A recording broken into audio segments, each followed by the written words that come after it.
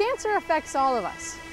Breast cancer will be responsible for 26% of all cancers diagnosed this year.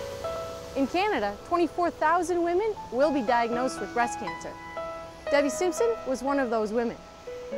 Debbie learned she had breast cancer after what she thought was going to be just a routine screening.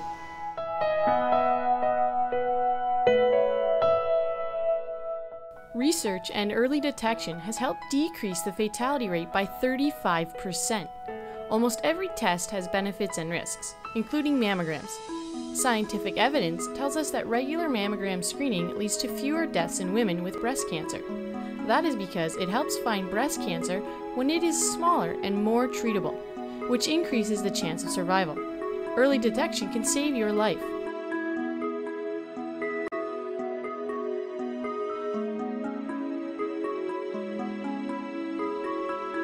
I'm Dr. Janice Giesbrecht. I'm the Medical Director of the Walker Family Cancer Center at the NHS and the Chief of Oncology. I'm a medical oncologist, so we start as specialists in internal medicine, then we do extra training to become medical specialists in the treatment of cancer, which is oncology.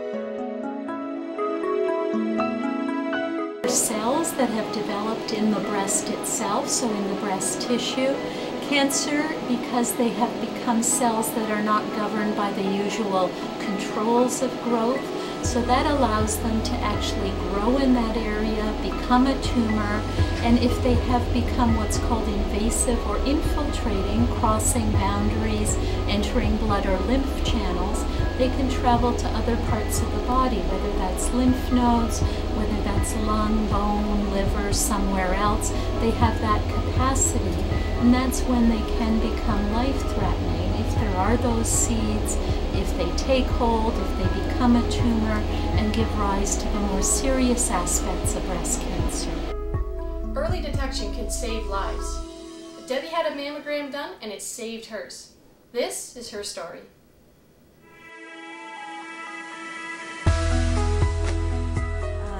In about October 2012, a friend of mine on my ball hockey team was diagnosed with breast cancer.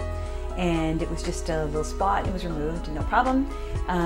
In December, another friend of mine who played ice hockey with me was diagnosed as well. And she sent out an email to everyone saying if you hadn't had a mammogram to go get a mammogram, just because she wouldn't have detected hers without a mammogram. So I decided I had missed my mammogram the year before, that I should probably go. So anyway, I went for a mammogram, and they did the mammogram the one day and called me to come back in the next day and for a 3D mammogram. And then they called me again to come back 2 days later to do a biopsy. And that was just a couple days before Christmas. And then they closed for Christmas for 2 weeks, so I couldn't get the results until the new year.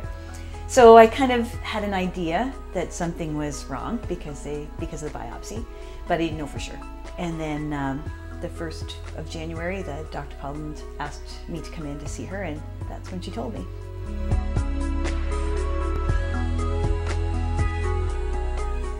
Well, I had kind of prepared myself because I kind of had an idea that I had it, but I didn't know to what extent, but I wasn't positive. So I was kind of prepared. I had left when I went in to see the doctor, when they were going to call with the results of the biopsy. I asked them to not leave any messages on my home phone because I hadn't told anyone what was going on. I wanted to keep it to myself. And anyway, the doctor called Brittany. Our daughter was home for Christmas, and the doctor called and left a message on our home phone saying to call her immediately because she had the results of my biopsy.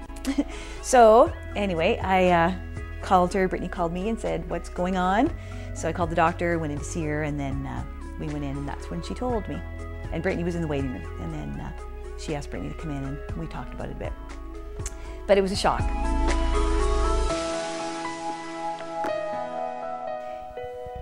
When I knew I was going to lose my hair, so they advised me to get my hair cut short so that it wouldn't be so traumatic and it wouldn't be so messy, I guess. So it started to come out in clumps, every morning when I'd wake up, there'd be a few more in the shower, lose a few more hair. And so then I decided that we might as well just take it right off because it was going to go. So I came home one day and I said to Gary and Brittany, I think let's do it today and cut it off. So we went down the basement, and they both went on either side of me with a pair of scissors and got it down as low as they could go. And then Gary had the clippers, and he was trying to be really nice and gentle, and he started off with huge clipper and hardly anything was coming off, and then he changed it to a little bit shorter, and he said, okay, just do it, it's gonna go, do it. So he shaved it right down to a bald, and I looked in the mirror and we were laughing about the whole thing, at the whole time laughing, and then all of a sudden I just burst into tears and it was gone. And I remember still going past mirrors and looking and thinking, I can't believe that was me. Bald.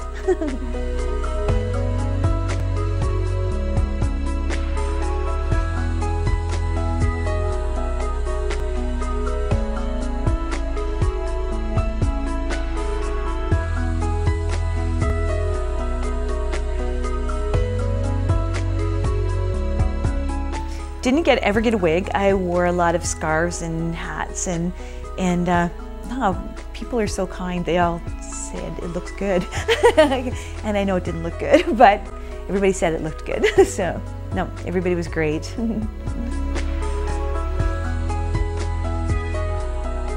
When I would go in for chemo, my friends would know that I was going, and there's particularly 4 who would come to my house while I was gone, while I was having chemo, and they would come in the house and they would do something nice for me. So when I came home, it was something to look forward to. So like the first day when I came home, I didn't know they were doing this the first day. When I came home, the house was filled with balloons and flowers everywhere, and it was just so nice. It was just lifted me up when I got home. They did other things, like they made a scavenger hunt for me. They put signs up all over the place, all around the house, with little sayings that we say, and just encouraging things, like little motivational signs and pictures of things that we had done that were fun before. Just all kinds of things that they made a box of sunshine, so every day I got to open up something that was yellow until my next treatment.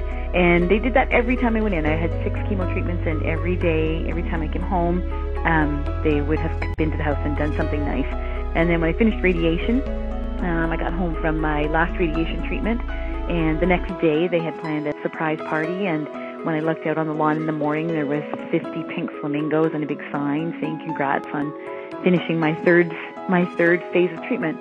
So they were great. They really, really helped me get through it.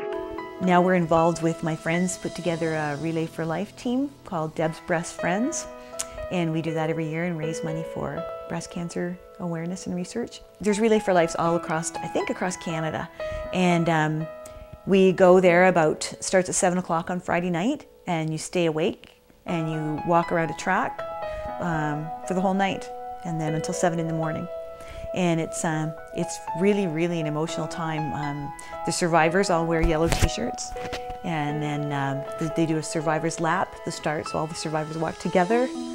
And the first time we did it, I was in treatment, so I was bald, and some of these people have been survivors for a long time, and some are like me, are new.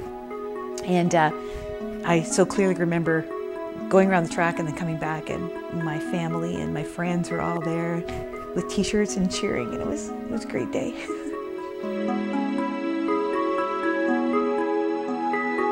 Well, first of all, early detection is key. So get a mammogram. If you're supposed to get a mammogram, get one, because I would have never found mine if it hadn't been for that. It would have been too late for me. Otherwise, I would just say stay positive and try and keep life as normal as you can, and yeah, just keep on going, and lean on people. They're there to help. While most people are aware of breast cancer, many forget to take the necessary steps to have a plan to detect the disease in its early stages and to encourage other women to do the same. I am so glad Debbie took the necessary steps and had a mammogram done. I would have hated to have had to have come here to say goodbye to my friend prematurely.